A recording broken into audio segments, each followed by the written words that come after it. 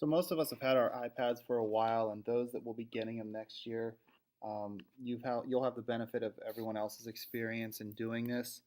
I've had my iPads for a little while and noticed just a few things.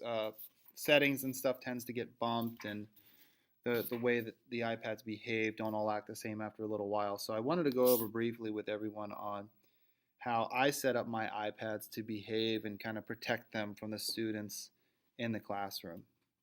That could be, issues of settings, restrictions, saving battery power, all kinds of things like that. I have a few iPads that die earlier than the other ones, and I found out why because the setting for the auto lock was different. So the first thing you want to do is go into settings, and you want to make sure you have restrictions turned on. If you haven't put a passcode in for that, make sure you do so.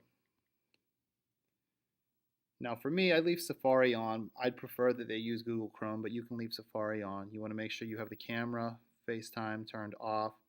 iTunes Store, they don't need to have on. I've caught kids playing around there before, so I'll turn that off. You definitely want deleting apps off. You can leave installing and in-app purchases on because they need the password to do it. Allowed content is really important. You want to make sure you switch this off. You don't want kids to play explicit material. Also, movies. I have ninth graders, so I just leave it to PG-13. TV shows, I go to 14, but if you teach in the earlier grades, certainly you can customize this. Apps, I leave all because I'm the one that controls that. Same thing with websites. We're on a firewall, so there's no need to do that. I require a password immediately, just in case a kid tries to download an app. I would prefer to have them immediately get that screen pop up. You want to lock all of these: contacts, calendars, reminders. These are things that the kids will get into and play with and will show up on your other apps, or on your other iPads. So you want to not allow changes on any of these. You can see I already have this checked off.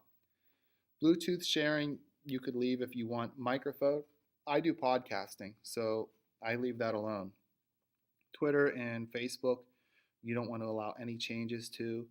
And also, you don't want to allow any changes to accounts. I've caught kids putting their email on the iPads. It's not such a big deal, especially if they need to email themselves something. But it's not necessary, and if they really need to do it, they can ask me, and I just let them know that. I turn off multiplayer games. There's no reason to have that on. Another thing you definitely want to do is make sure that when you download an app on one of the iPads, it's going to the other ones. Click on iTunes and App Store, and make sure updates is turned on, which it is here. You don't need automatic downloads on music. You can turn that off. You want automatic downloads on apps and updates so that if you download it on one, it goes to the other ones. Another thing you want to check out under General is your battery life.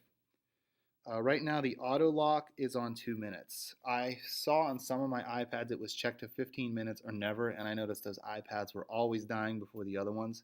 So I've set all of them to 2 minutes now so that if a student leaves it on, they're on a web page, after 2 minutes it'll log out, or not log out, but the screen will go off. The last thing you want to check is for software updates. Every now and then you'll get a notification on one of the iPads, and you have to do this for each individual iPad to download and install a software update. You may want to talk to Rob before you do this, but I know that most of these aren't big updates, so right now I'm just going to click download and install, agree, and the cog moves. It's downloading the update, and it usually doesn't take very long. Unless it's a big update, then it will take a while, and I would hold off on doing that myself. If you have any questions, please feel free to email me or leave a comment below. Thanks a lot. Bye.